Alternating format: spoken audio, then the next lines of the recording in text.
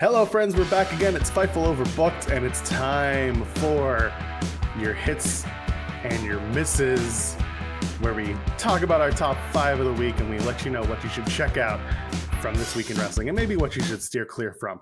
Drew is always here with me. How are you doing, Drew? I'm doing wonderful, Joel. How are you doing today? I'm surviving. I'm thriving. As we record this, Revolution, AEW's Revolution is tonight. So fair warning for those who are looking for Revolution matches on our hits and misses. They're not going to be here. They'll be in next week. So stick around either way, because there was a lot of good stuff from wrestling this last week. Oh, yeah. So let's dive right into it. Drew, how about, I think you had told me off air that you had some stuff to add. Yes. Today I have an honorable mention because it was very difficult to pick certain hits this week, so I had to just throw in really quickly. So I guess number 6, this would be, is the Wardlow, Shawn Spears, Jacob Friedman stuff. Woof, that stuff is just incredible, and it's been planted through mostly wrestling segments, especially this past week with the slap heard around the world. MJF hit him with such a slap that made me so ready for the face turn and how much he is going to destroy Shawn Spears and MJF. So that's my honorable mention right there. Hit me with your number 5 while you're at it. All right, so number 5 is Darius Martin's return.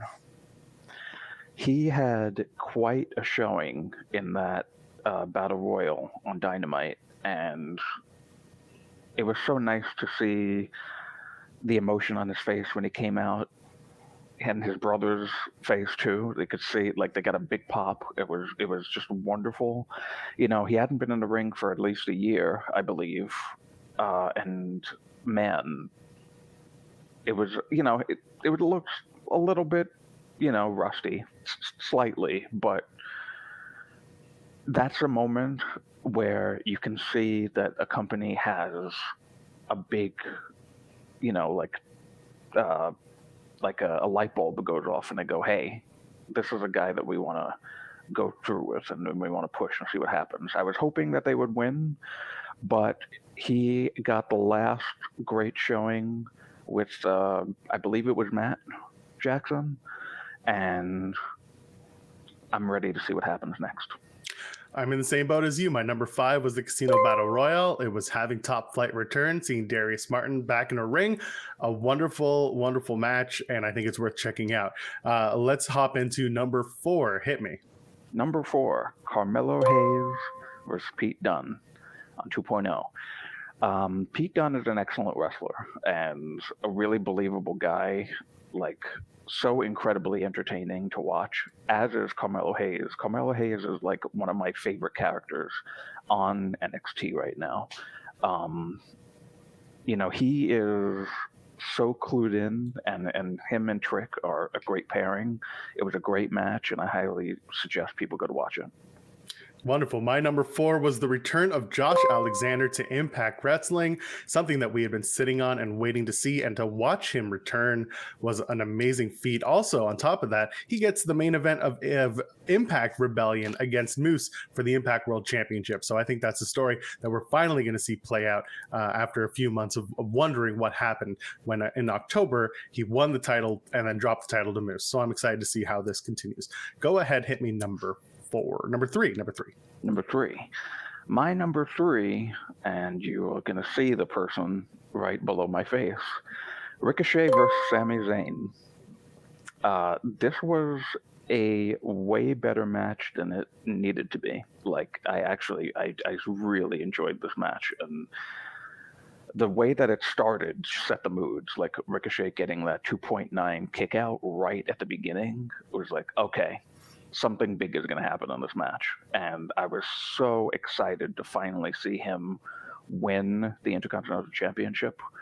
And he's basically like WWE Dante Martin, a man without gravity. So I'm really excited and hopeful that this championship run of his is good. I'm in the same boat. My number 3 was Zayn versus Ricochet. The match was great. We have a new Intercontinental Championship. Sorry, spoilers. And on top of that, we can now free up Sami Zayn and Johnny Knoxville to not be a title match, as people were fearing for WrestleMania. And we can possibly have Ricochet not only at WrestleMania, but probably in a car crash type of a ladder match, which is what I'm expecting. Yeah. Go ahead, number 2, give me.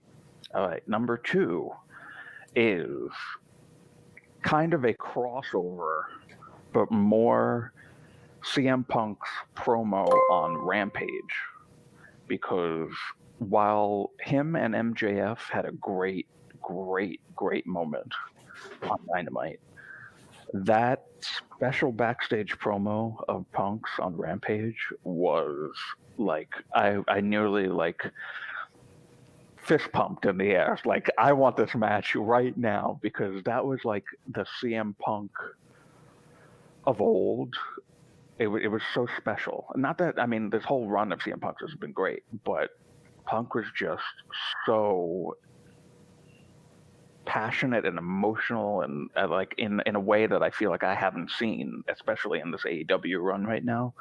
And I am ready to see a lot of blood. It's a good one for sure. For me, my number 2 was Sammy Guevara, Andrade, and Darby Allin in their 3-way for the TNT Championship on Rampage. I think that match was a great way to showcase not just 3 great talent, but 3 men working in a triple threat match. Normally in a triple threat match, you see 1v1 with someone on the outside. They did a really good job of actually having a match with 3 guys in the ring at one time, hitting 3 spots. I think it's worth going out of your way to check out. Get it. Give me your number 1. My number 1 is that. Exactly. That was my number 1, the TNT triple threat match. That was actually, it was one of my favorite triple threats. And I really like that AEW doesn't do triple threats that much, because it makes it feel so special when they do. Because especially when they do it in this type of a match. I believe the last one that they did was the AEW Championship match from whatever pay-per-view that was last year. Maybe Revolution of last year? Oh, it may have been. It was after Blood and Guts, because I remember the promos. But either way, someone in the comments will tell us, I'm sure. Yeah. After they leave their thumbs up, they'll be like, hey, was this pay-per-view? The Tower of Doom was maybe the greatest one that I've ever seen. Like, that spot is so overdone in wrestling. And it was perfect. Showed the strength of every guy on that Tower of Doom. And I didn't expect Sammy to win, but let's see where that goes. We will see indeed. My number 1, we're going back to Impact, and we're talking about Alex Shelley versus Switchblade Jay White in a match that absolutely, it was amazing. I know the Fightful lingo is humped. Sure, we'll use that. I don't normally use that, but if you can, go out of your way and catch Alex Shelley versus Switchblade Jay White. It's a match worth watching. There was a lot of really, really good stuff. And while you're here talking about good stuff, why don't you go ahead and subscribe to the channel, and maybe you can like this video and pass it around with your friends if you like hits and misses every week. Drew and I are here along with all the content that we drop daily. Let's move into the misses column. Hit me your number 5. All right. My number 5 was, unfortunately, Amari Miller versus Lash Legend. And, I like both of these women, but the match really wasn't great. And I understand that this is a natural progression of what happened from the women's Dusty, them Lash turning on her. But it was a little clunky. It didn't look like it was mapped out very well. And that submission attempt with Lash taking Amari's head between the ropes and bouncing him up and down, that was pretty cool, I have to admit. But it just wasn't good enough for me, unfortunately. I hear you on that. I think maybe I expected more as well. My number 5, I'm going to stick with women's wrestling. Unfortunately, I had high hopes for this match. The tag match between Britt Baker and Jamie Hayter taking on Thunder Rosa and Mercedes Martinez. Like I said, I had high hopes. I'm a big fan of Mercedes Martinez. I'm a big fan of all 4 women, to be honest with you. But I just I thought the match was a little bit clunky. The finish well, it got people talking because we don't know what's going to happen at Revolution with the Women's Championship. By the time this drops, you'll already know. But yeah, I think I expected more out of that match. That's my miss number 5. Give me your numero 4. My number 4 pains me to say because I really like this guy a lot, but WWE, I don't know what you're doing right now. It's a Damian Priest heel turn. Finn Balor won the United States Championship, another guy I really like a lot, and I'm happy for him. However, the heel turn afterwards is like the classic you people promo that doesn't make sense because people were clearly behind Damian Priest, and I really enjoyed the Damian versus Priest thing. A lot of people didn't really enjoy that, but it was, that was fun to play off of, and now it's just like, okay, we're just going to go in this direction, and it's not a great direction, Joel. I don't necessarily disagree, but I'm willing to watch this one. I'm sorry to say, play out. My number 4 is on SmackDown, talking about people we love and getting mistreated. It's Big E and the ATV and Sheamus and Ridge Holland and Kofi Kingston. That whole thing, it just does not work. I get it. We're selling toys here, pal, but we're not telling a story. We're telling a toy story, and it ain't a good one. Yeah. Let's move on. Let's give me number 3. Number 3 is something I'm no longer going to address after the show, and that is Briggs and Jensen. We'll see about that. Well, yeah, but this hopefully is the last time I'm going to address it because they need to move on from this. They need to move on so bad, like literally just have sex with someone, please. I feel bad for this guy already. Have sex with someone. Have sex with each other at this point. I don't even care anymore. I approve of that. But it's something, it's got to go. It's got to be done. It looks awful every week. They both look stupider as this goes on. So please, no more. Got to stop it. We should label this one 27-year-old virgin. Post-production, you know what to do. My number 3 goes back to Rampage, the return of HIKARU Shida. Now, the return itself wasn't the problem. It was the timing of the return, in my opinion. Having a return on a Rampage where they weren't going where the show's going into a pay-per-view, but there's no Shida and Deeb on the pay-per-view, felt a little rushed to me. I think we could have waited until Dynamite. We could have made this a bigger deal, and we knew that the Professor's Challenge, or at least some of us did, I'll tell you I did, knew that this Professor's Challenge was leading up to the return of HIKARU Shida and a 5th match. I don't know why we had to bring her back on a Rampage that was already fully stacked. It felt a little overbooked for me, which is great for this website, but not great for Dynamite or for AEW or for Rampage. That is my number 3. Hit me with your number 2. That almost made my list, actually. So I'm glad somebody had it on there. My number 2 is the Drew Happy Corbin Madcap Moss thing. Look, we gotta stop this stuff. And look, my guy is IC champ now, so no, I don't want any of that Intercontinental Championship Madcap Moss stuff. I don't want any of that stuff. You stop it. It's inevitable, Drew. Just deal with it, man. It's inevitable. Go ahead. It's just not. It's not something that needs to be done anymore. It's got to stop. And then this particular segment of the poker game or whatever was going on in the back, and people, these douche bros that we've never seen before, that we're never going to see again. It's just, come on. And then he stabs the dartboard with a sword, and he doesn't even get the bullseye. He was going for a different bullseye. It's like, come on. It's I'm laughing, but I'm really crying inside. It's got to stop. Shout out to at WrestleMania. It does stop. Shout out to Dollar Store MSK, by the way, who were in the background of those shots. Don't know what that was about, but they looked a lot like Dollar Store MSK. My number 2 is back to Impact Sacrifice. By the way, Sacrifice was a really good show. Steve Maclin turns on Team Impact. He's not joining Team Honor no more, but he certainly he's over it. He didn't like that he was being mistreated by Team Impact and treated like a lone wolf.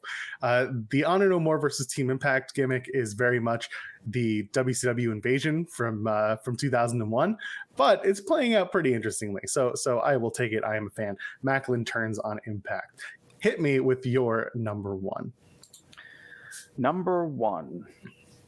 And I'm wondering if we have the same number one because, well, maybe not. I don't know.